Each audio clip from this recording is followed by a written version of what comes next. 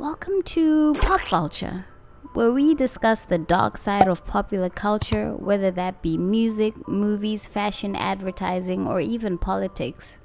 Please remember that the views reflected by Pop Vulture do not reflect the views of YouTube. I have a question. If frumpy men with lumberjack beards can proudly proclaim that they're women while wearing sundresses, why can't Rachel Dolezal be black? If men with GMO-sized Adam's apples, calves that could crush an 8-ball, testicles that cram into Daisy Dukes, if men like that ostracize us for not using the right pronoun, why can't Rachel Dolezal be black? That's what she identifies as, right? You know, she has more of an affinity to black culture, music, movies. That's where she feels most comfortable.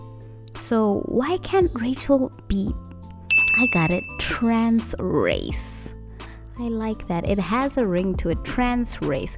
Why can't Rachel Dolezal be trans race? If they can be transgender, what's the issue? I mean, if they had all this life-changing, revolutionary technology back in the day, my friends, would have been a dinosaur. I would have been a dinosaur, and that would have been awkward because I don't want to be a dinosaur anymore. That was then, this is now, right now, and forevermore. I love being a woman. That is what I was born as. That then I was in a different space, figuring life out, just like we all do. We go through phases and stages. We should not make those permanent. But on a serious note, Rachel Dolezal is not black. We know that, right? Duh. She's not because she's not. She's clearly white. She was born that way. And that's that. And besides just being black in skin tone, it's about going through the black experience, right? You know, you have to live it. Same thing applies to trans women. They're not women. They can't just decide to be. They don't get period pains that make them want to pluck their hair out with their teeth. They don't experience crazy contractions that turn them from Jekyll to Hyde. They'll never be women, period. You can tell a lie 1,000,000 times and force people to repeat it, but it'll never be the truth, ever.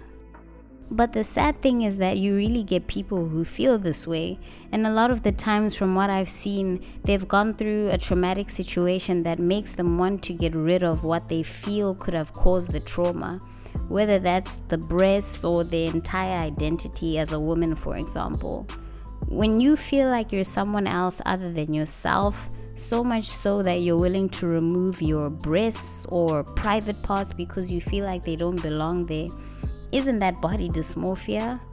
Why aren't we working through the trauma? Why they feel that way? Why aren't we dealing with this spiritually and even psychologically? Why are we rushing to take such drastic, irreversible measures like removing private parts when this is clearly something emotional, mental, spiritual? You know, this has a lot to do with self and loving yourself and accepting yourself. Whatever happened to the saying, it's the inside that counts? What happened to thinking that way, those teachings? There's even a disorder called body integrity identity disorder, which describes the extremely rare phenomenon of persons who desire the amputation of one or more healthy limbs or who desire a paralysis. Crazy enough, doctors have gone through it this way. They've removed people's limbs because they felt that way. But we as a people, it's weird, right? That's not normal. That is not right. There's a lot of things the medical industry has done and approved that is not good for us. So there's really a fine line. There's a fine line with these things, and it has a lot to do with, it's complex, but I can tell you that the way they're dealing with it now, that is not the way to go. It's very irresponsible. It's dangerous, a word that they love to throw around.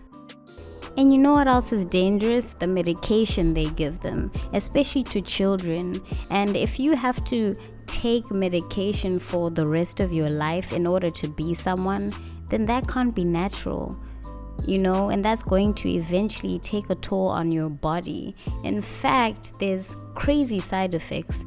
For example, with masculinizing hormone therapy, The side effects include producing too many red blood cells, weight gain, acne, developing male pattern baldness, sleep apnea, developing an abnormal level of cholesterol and other lipids which may increase cardiovascular risk, high blood pressure, hypertension, type 2 diabetes, deep vein thrombosis and or pulmonary embolism, infertility, which is one they love, especially with pop control, trying to control the pop. A condition where the lining of the vagina becomes drier and thinner, pelvic pain, and clitoral discomfort. So this is a lot. It's a lot, and it can't be natural if this is all you have to go through in order to achieve it. That's really not how life should be, and people don't think it out, and by the time they're 40, 50, imagine the toll this has taken on their health and body. But it of course gets deeper. As I always say, there's levels to this, so it gets worse. But before I go any further, please be sure to subscribe to this channel, Pop Vulture. We're new to these Twitter streets, so don't be shy. Stop on by and show us some love. We'd love to have you join the kin flock. Back to regular programming. It turns out that the powers that be, and by the powers that be, I mean the shadowy figures behind all these evil, sinister agendas that we see in the media, the powers that be, the false god that they worship, Baphomet, is in fact trans themselves. Yep, let that sink in. Turns out that Baphomet is trans, and why I say that is because let's take a look at this image.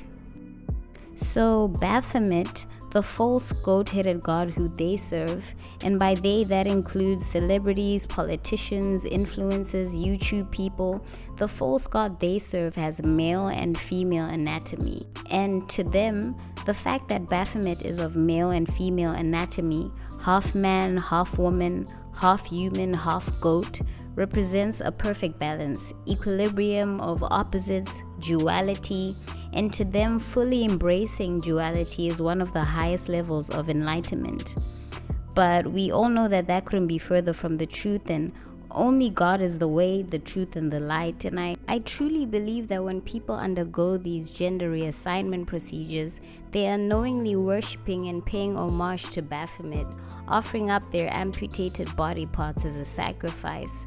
The devil is very conniving, and his henchmen carry out his work in ways we couldn't even imagine. But regardless, there's hope and redemption in God, no matter how far gone. Thank you for listening, guys. Please be sure to subscribe to Pop Vulture and join the kin flock. Catch you on the flip side.